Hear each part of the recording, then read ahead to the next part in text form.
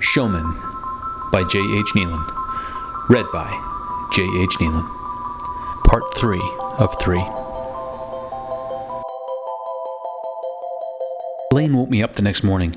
He and Mel were frisked and released. Worm was nowhere to be seen. Lane also said that Hinky, another netless friend, had wandered out of the lineup, gave one of the Nasatani network officers the finger, and ran towards Esterwood, laughing the whole way. Crazy bastard. Esterwood was one step from the well. Damn dangerous. It wasn't until 8:30 when I finally dragged myself out of bed and was running late again, and I just wanted to sleep for another 2 or 3 hours. But Chuck had messaged me about practice and wanting to work out the new song.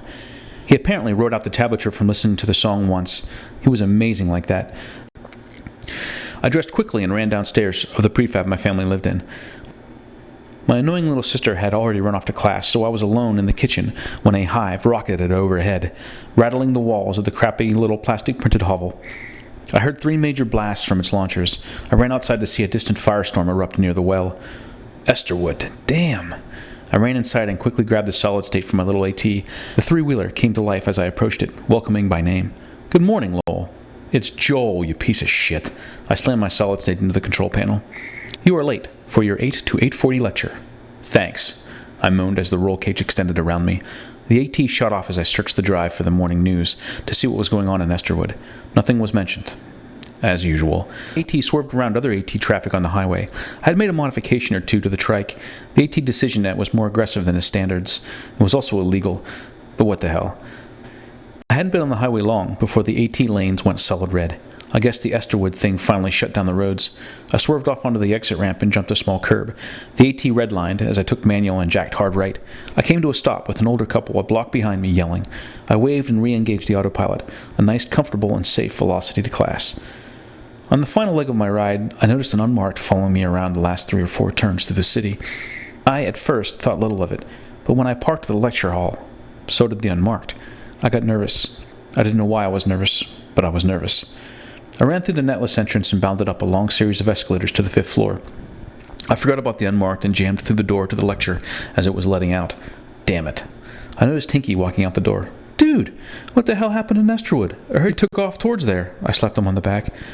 Nah, stopped short for a smoke. Ended up at Chicken's. You lucky asshole, I said. I left him and walked to the library. I sat at the terminal as it buzzed a blue-green light and projected a view on a dividing panel, separating one station from another. I sat looking at the screen, searching for a hit on Iron Maiden. I didn't find anything and realized I needed to get my next class assignment finished. I silently groaned and got to work. Calculus was cool, but I was way more into the song. It wasn't long before my solid state buzzed behind my left ear. I tapped it and the menu projection shot in view. Whoa, Sela! I was excited. Sela had messaged me. Okay, hotshot. Thank you for the fun last night. Got home, parents were pissed, but whatever. I was thinking, you want to hang out tonight? I triggered the reader and thought quickly. Yes, how about the Shallows, I wrote. I flicked the send and waited. Okay, see you at 6, she replied. My heart raced. I daydreamed all through my classes that day. What was in store for me that night? I could only imagine. Chuck caught up with me after my class. Yo, Moel, practice tonight. Your parts, man. He was the most cautious of our group.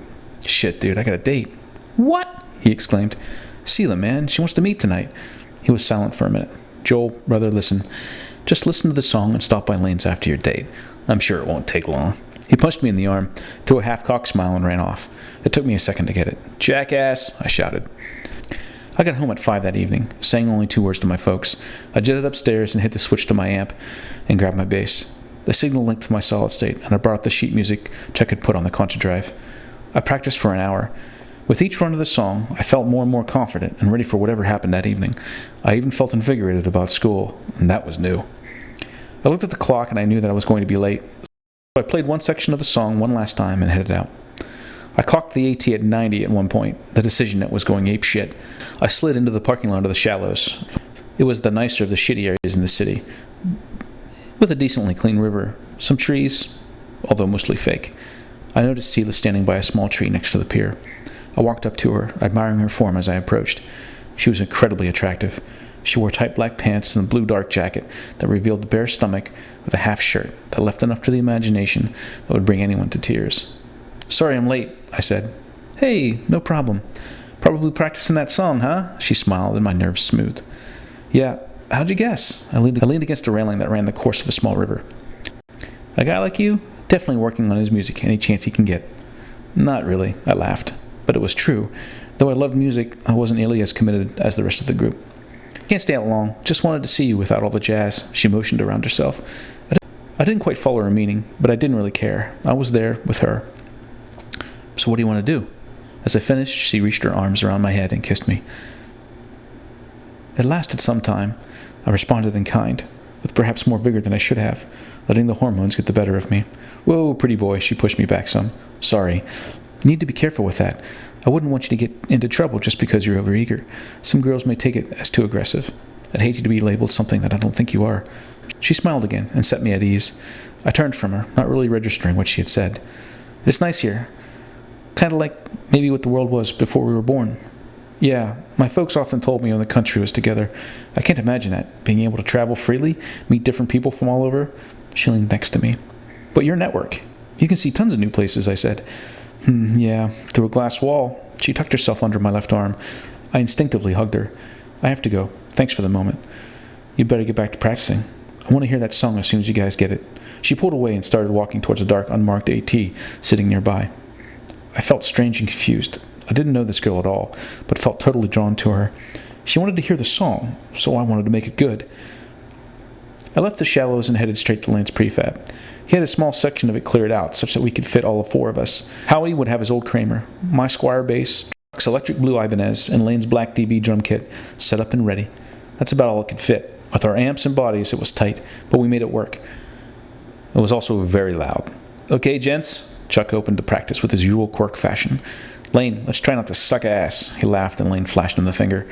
Chuck, what are we playing? Came Howie's burly laugh as he jammed a solid state behind his ear. Oh, cool. He turned and started tuning his guitar. We waited until everyone was tuned up. Lane had the job to count us in. He played the first few measures. Terribly. Whoa, stop. Chuck motioned with his arm. That sucked. Yeah. I moved closer to Lane's kit and adjusted my solid. Let's try that again. Chuck. Howie was configuring his amp again. What was that intro again? He had said. Chuck ripped it off in seconds. I'll play the first solo, you got the next, he said. Okay, Howie beamed. Lane counted us in again. This time it was slightly better. We stopped halfway to a banging on the prefob wall, laughter following. What the fuck? Lane jumped up and shot to the door. Outside, howls and taunts were coming from a larger and much nicer AT that was not typically found in the neighborhood. It was an AT full of network assholes. What? Your moms buy you instruments? You think you can play? A yellow-shirted, short-haired yelled. I knew him as Matt. What was that crap? Another one shot. Dumbass Netless. Nice song. What was that? Shit opera 2? The jeers flew from the AT. Lane picked up a rock and chucked it at the AT. It struck the side of the car, smashing it hard. You're dead! The AT door swung open as two networks lunged out towards Lane. The impact knocked Lane off his feet. He hit hard as one of the kids slammed his fist into Lane's right cheek. Just as I started to run towards the melee, Chuck sprinted past and leveled the second kid standing over Lane with a single hit to the side of the head. I slammed into the kid that was on top and pushed him off of Lane and rolled hard. A third network jerk caught me with his boot in my ribs, and I rolled again, trying to get back up fast. A second impact hit the AT as Howie came forward with a bar in his hand and blasted the AT, such that the impact alarms blared. The airbags in the vehicle deployed and threw the fourth network kid out of the AT. I looked around and found my footing, holding my ribs as the network stood and moved back to the AT. You're paying for that, worthless, yelled the one I had hard-rolled. Prove we did it. Also prove that you were here, jackass, Chuck yelled. We knew that no one was going to report this. Howie understood this the best, as he reasoned as soon as he hit the AT, the fight would be over, and the network kids would have to come up with an excuse for the damage. If they let their sacrosanct parents know that they were anywhere near here, they'd be in deep. You're all fucking dead, shouted the second network. They climbed back into the AT, shut off the alarm, and Memory floored the vehicle down the street, spraying debris all over us, and hitting Howie in the head with a rock. The jeers and shouts echoed down the street as a few bystanders watched. We gathered ourselves. Well, that sucked, Lane rubbed his face.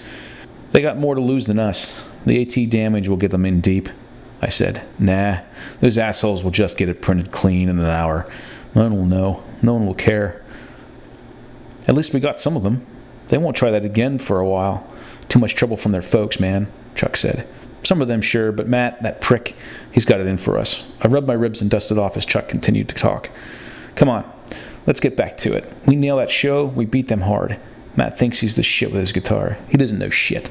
Chuck hit Lane in the arm. But he sure whipped your ass, though. We all laughed. I wasn't happy. I was nervous. I didn't really like confrontation. As a matter of fact, the adrenaline dump typically made me nauseous and weak. I had anxiety from time to time, trying to handle it all.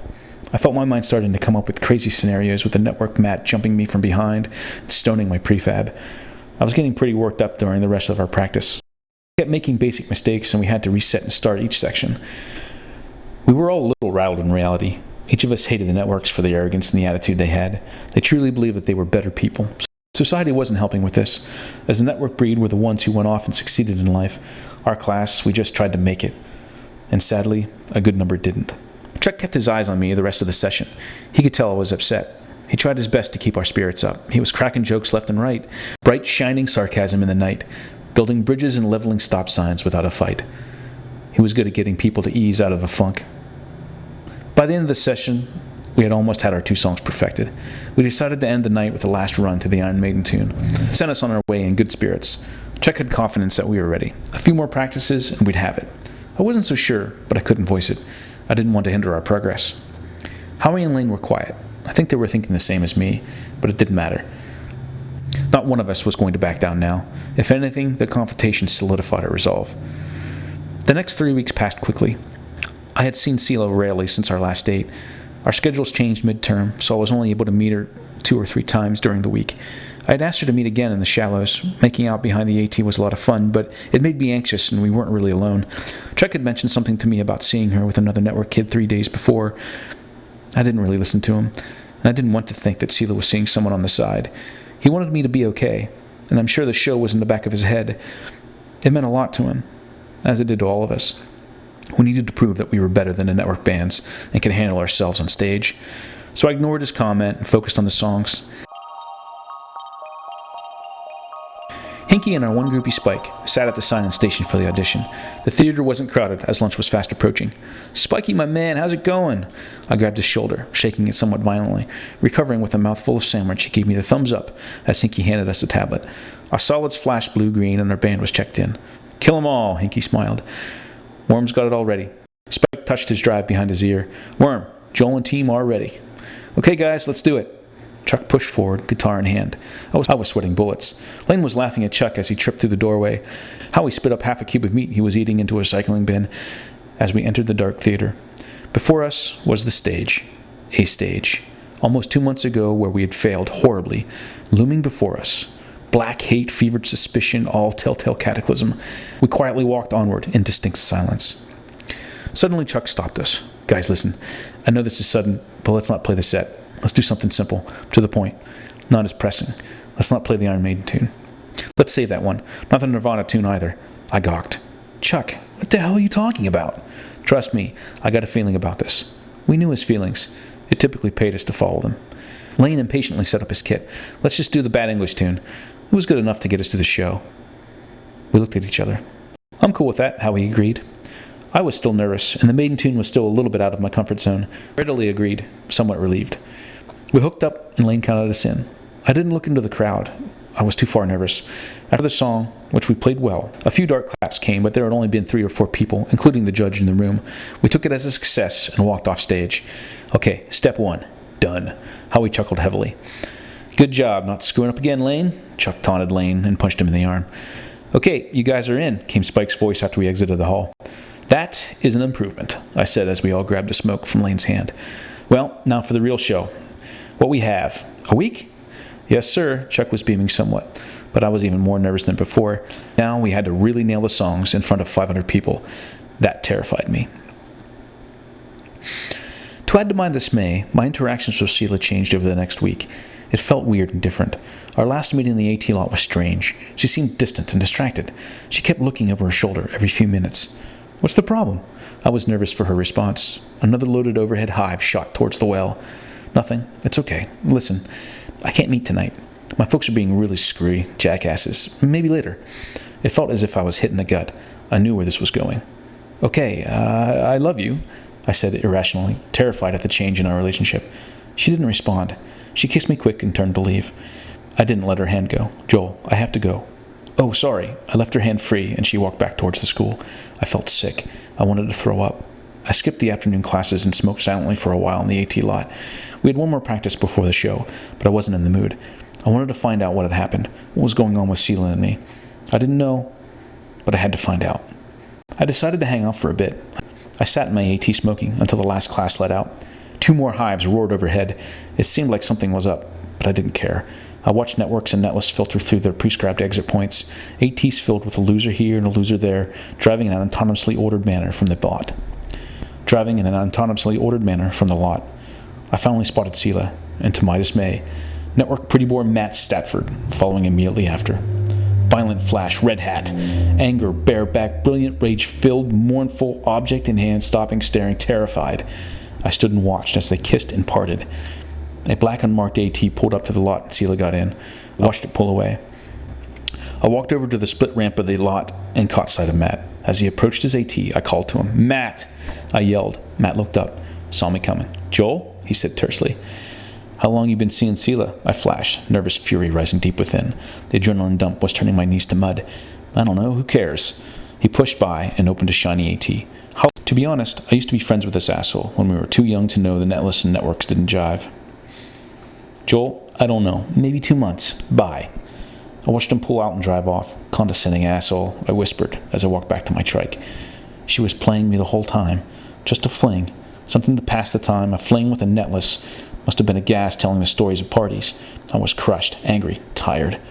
I drove slowly to practice, ignoring ping after ping on my solid state. I knew it was the guys wondering where I was. I was late. Again. I got to practice and set up. Chuck noticed my mood and walked over. "So what's up, my brooding brother?" He jumped on one leg. Lane laughed. "You were right, man. She was seeing Matt Stafford for like fucking 2 months. "No!" Lane's mock sincerity came over Howie's tuning. Yeah, save it. I get it. You were right. Can we please just play?" I wasn't in the mood. I just wanted to jam for a few hours and blow off steam. Chuck hit my arm and told me not to worry about it. Sometimes I'd like to smack that tilted smile off his face. He was just too damn good at disarming people. We jammed for hours. It was good. Real good. I remember sweating through the last set. We decided to play the show songs twice as fast. It actually came together surprisingly well. We also talked about the show. Matt Stafford's band was playing after us on the list. That was good. I think Worm may have had a hand in that order. I told Howie to remind me to get something special for Worm, and we ended the night on a good note. Chuck made me feel better about Seela. I still felt terrible, though. I didn't know if I could confront her or just leave it be and go about things as if I never met her. That was going to be hard. Thankfully, our schedules no longer matched, and we hadn't hung out in some time. The next day was the show. I awoke in a cold sweat. I was nervous. I had so much to prove. I wanted to level Matt's band badly, make Seela feel like crap for what she did. More than anything, I just wanted to play hard, strong, and release all the nervousness, anger, and pent-up emotion about our place in the world, the condition of things around us, and how much we hated it all. I wanted to get to the show early. With mounting nerves, I wanted some time to stay limber, warm, and ready for our shot. Encouragingly, we found out that Matt's group was playing a new lame pop song that was as stale a piece of work as one could imagine. I was motivated by this. Our stuff was way different than that was typically pushed down everyone's throat who owned a solid. The banal, blowhard pop crap that sang of happy work and happy hearts made us want to puke. But whatever. Let the pretty boys of the upper class douche it up. It would just make us look better. We were sitting backstage, nervously waiting for our time.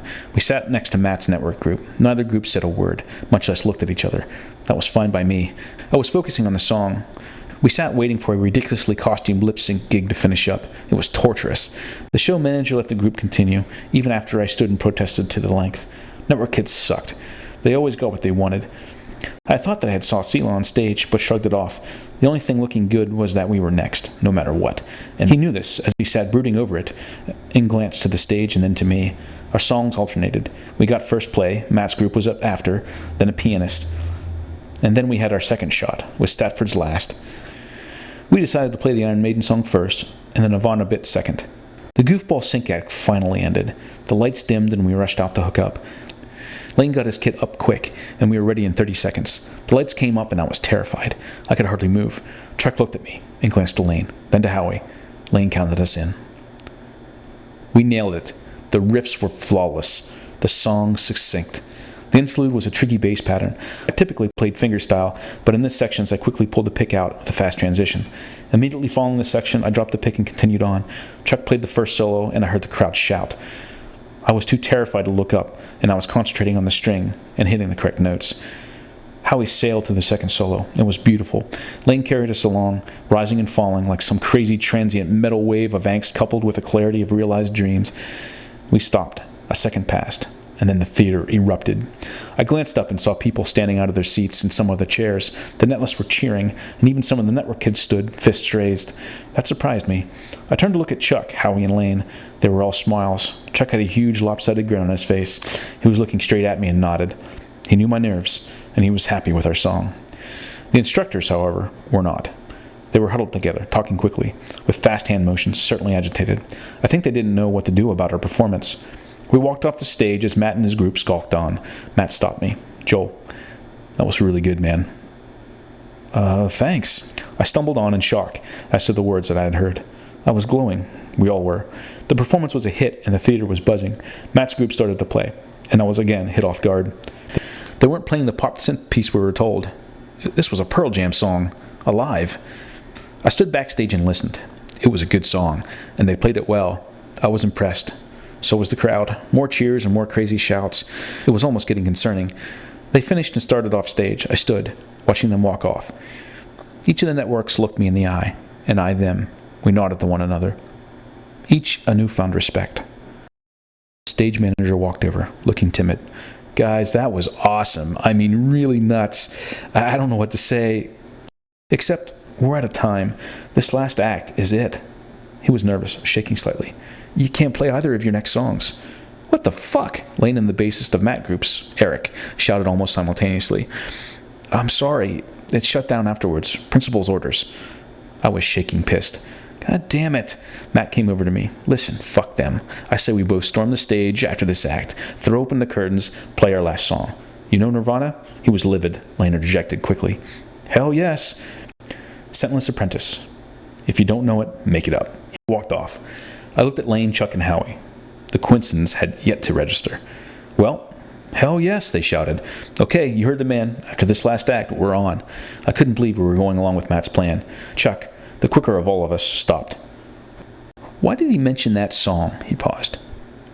"What, you think Worm deals with just us? Come on." Lane quickly shook it off. Chuck looked at me for a while and then shrugged. He was right to question that. Both songs we played were recommended by Sela. It was odd. But we were pumped from the show, pumped from our performance, pissed at getting our second song slashed. We wanted our way, for once. This was it. Our time. The second act wasn't terrible. A concert piece played by a quiet pianist. I liked it, so did Chuck, but we didn't have time for it. As the young girl stopped playing and the applause started, we rushed the stage and grabbed the closing curtains and threw them back as hard as we could. Lane and Matt's drummer threw their kits up, and the guitarist and Matt started on the hard-line riffs of the old song. Matt's bassist kept the underlying throng moving, and I started moving up and down the neck of my bass. The theater exploded. Even the young pianist, whose shock quickly turned into head-bobbing mayhem, joined the throng. Books and people went flying. Before we knew it, a mosh pit erupted in front of the stage. Some people were running out of the theater, some running into it. It was chaotic. We jammed on the tune for how long, we didn't know. Finally, the power was cut, and the show was done. And the applause and cheers and shrieks and whistles filled the thick, hot air. I was covered in sweat, we all were. Standing there on that stage, the hot white brilliance of the show, light and heat, an echoing crowd. 500+ people shouting, cheering, deafening. The world seemed ethereal. I looked to Chuck, and he was smiling that goofball half-cocked smile. He looked at me, pride on his face, happiness, contentment, beaming from within and filling the entire room and everyone with it. And there in a dark corner stood Worm, laughing. The last time I spoke with Chuck was when I finally graduated. We didn't play another show after that. During our performance, there had been a breech bombing in Esterwood that collapsed part of the wall into the well. Hives hit the place hard. A huge fire erupted and ripped through Esterwood, completely destroying the sector. It was evacuated and condemned. All talent shows from that day until well after we graduated weren't permitted. I smile about that to this day. When I finally got out of Chilton, Chuck handed me a solid state and told me that Worm had found something very interesting. He called it prog rock. I remember leaving the town and jamming the solid state behind my ear. I watched the fire-scorched Esterwood block pass quickly as I listened. Years later, I would learn about what was really going on around us during this time. We had no idea that the Nastani, the controlling party then, were increasing political pressure, trying to separate the networks. Esterwood and the Well were at the center of a growing resistance to segregation brought on by corporate hierarchy. We were taught that the Well was career death and very much physical, but what it really was resistance. It represented everything we, as kids, felt needed to be changed about our system. The ideal was the backbone of the Well. The walls that separated our city from the rest of the state weren't strong enough against the global tide towards multinational culturalism. Our counterculture was fueled and augmented by the Well through the Esterwood block. The leaked archival songs were one of many thrusts of the Well to seed the political revolt against Nastani and their oppressive structure of deculturalization. The songs we played were only one message amongst many that further seeded a political retraction of the Nastani philosophy and their followers. This wasn't the end of the system that we hated so, but it led to change, and with change was hope. I realized many years later that Sheila was part of it. We all were. I wasn't sure if Sheila played us both, Matt and I, on purpose. It certainly looked that way. The same song, the same messages, the same outcome hoped for. I only saw her once since then, from a distance. We didn't speak. But that's a different story for a different time. I managed to get to Chuck's funeral yesterday. It was tough. I also had learned that Worm had OD'd a week prior. I hadn't seen the guys in 20-some years. I didn't have much to say to them. Lane and I kept the most contact, but even that was sparse. I was a mess. We had grown so different. The world had grown so different. At the funeral, I couldn't talk. I wasn't strong enough. I was, however, able to write a small note for my friends who had gone. I attached it to Chuck's grave. Walking away from his tombstone, I remembered my friends and their smiles. I'll always remember them that way, on stage or off to the side, proving a point, smiling the whole time, making us all laugh, and being better people than I could ever be. Thanks for the laughs. Thanks for the tunes. Thanks for the friendship, and for you being no one else but you. We love you.